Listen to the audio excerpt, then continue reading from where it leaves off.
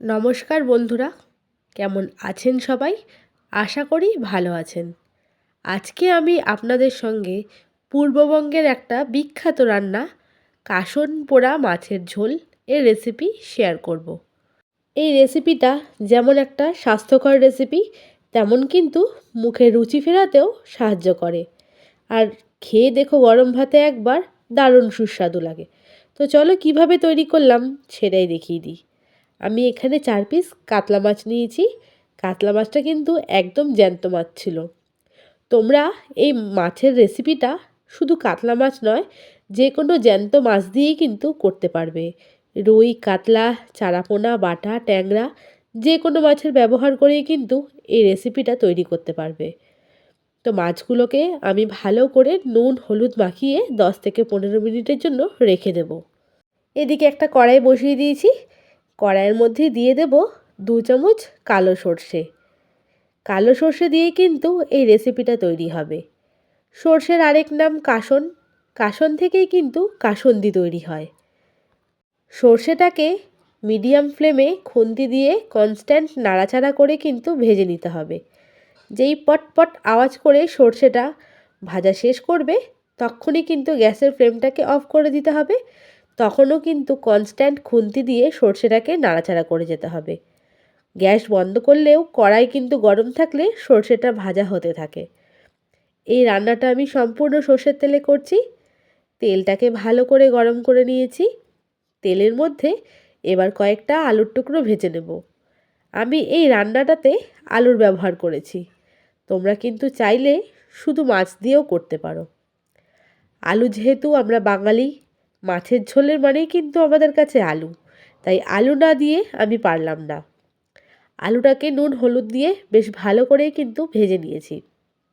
এবার ওই তেলের মধ্যেই নুন হলুদ মাখানো যে মাছগুলো ছিল সেইগুলো একটু ভেজে নেব। তবে যেহেতু এগুলো জ্যান্ত মাছ, বেশি কিন্তু ভাজার একদমই প্রয়োজন নেই। নাড়াচাড়া করে এপিঠ ওপিঠ একটু ভেজে নিলেই হবে। জ্যান্ত মাছ কম ভাজলে কিন্তু মাছের আসল স্বাদটা পাওয়া যায়। কড়া করে ভাজলে মাছের স্বাদটা কিন্তু একদমই আসবে না।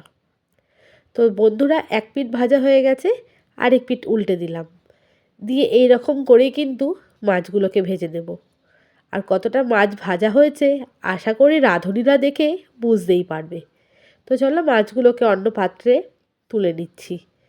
এরপরে যেই মশলাটা আমি প্রথমে ভেজে রেখেছিলাম সেটাকেই গুঁড়ো করে নেব। এই গুঁড়োর প্রসেসটা কিন্তু মিক্সারে করো না, তাহলে সর্ষেটা খেতে তেতো লাগবে। যে কোনো হামানদিস্তার মধ্যে গুঁড়ো করে নিও। আমার কাছে তো হামানদিস্তা ছিল না, তাই রুটি বেলনির মধ্যেই আমি সর্ষেটাকে গুঁড়ো করে নিচ্ছি। হালকা ঠান্ডা হলে গুঁড়োটা অবশ্যই করো। আর একদম মিহি থাকবে না, আর একদম গোটা গোটাও থাকবে না। সর্ষের টেক্সচারটা কতটা পরিমাণে গুঁড়ো করতে হবে সেটাও তোমাদেরকে আমি দেখিয়ে দিচ্ছি। এই রান্নাটা গরমকালে কিন্তু প্রচণ্ড উপকারী একটা রেসিপি। কোনো ভারী মশলা থাকে না, আর খেতেও কিন্তু ভীষণ সুস্বাদু লাগে। তোমাদেরকে কাছের থেকে হাতে নিয়ে দেখিয়ে দিলাম কতটা মিহি করতে হবে। একটু একটু কিন্তু দানাদারও রয়েছে। ঠিক এই রকমভাবেই সর্ষেটাকে গুঁড়ো করে নেবে। এবার আসা যাক রান্নার প্রসেসে। কড়াইতে যেটুকু তেল বেঁচেছিল তার মধ্যে ফোড়নে দিলাম কালো জিরে আর দুটো চেরা কাঁচা লঙ্কা। কাঁচা লঙ্কা আর কালো জিরে থেকে সুন্দর একটা গন্ধ বেরিয়ে আসতেই ভেজে রাখা আলুগুলো এর মধ্যে দিয়ে দেব। এরপর আলু দিয়ে একটু নাড়াচাড়া করে দিয়ে দেব কিন্তু জল। জলটা যদি তোমরা গরম করে ব্যবহার করতে পারো তাহলে কিন্তু বেশ ভালোই হবে। জলটা যখনই ফুটে আসবে এর মধ্যে দিয়ে দেব পরিমাণ মতন হলুদ। ব্যাস, এর মধ্যে কিন্তু আর কোনো মশলার ব্যবহারই করব না। আর মশলা বলতে ওই যে কাসন পোড়া মশলা, সেইটাই ব্যবহার করব। আলু দিয়ে বেশ খানিকক্ষণ ফুটে আসার পরে ভেজে রাখা মাছগুলো দিয়ে দিলাম, আর ঝালের জন্য আরও কয়েকটা চেরা কাঁচা লঙ্কা।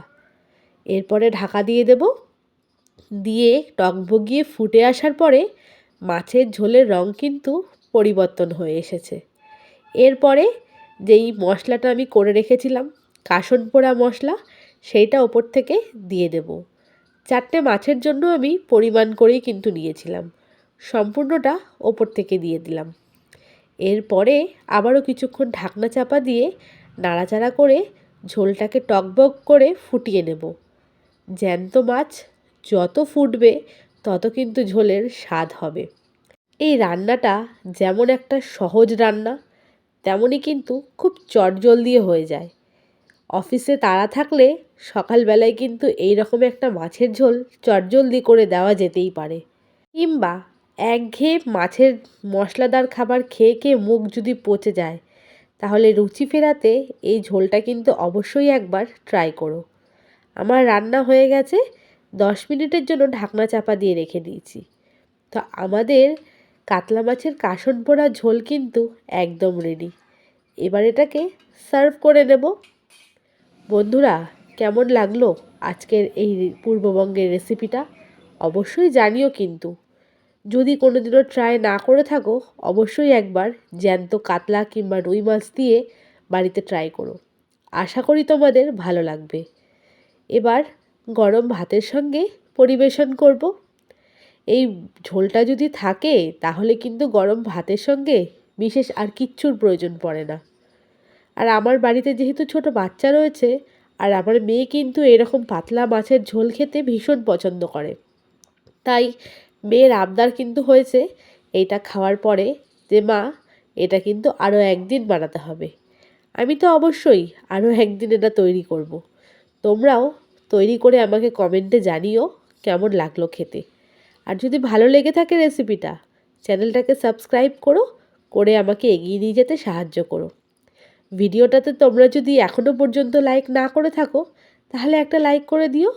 তোমাদের সঙ্গে দেখা হবে পরবর্তী ব্লগ ভিডিও কিংবা রেসিপি ভিডিও।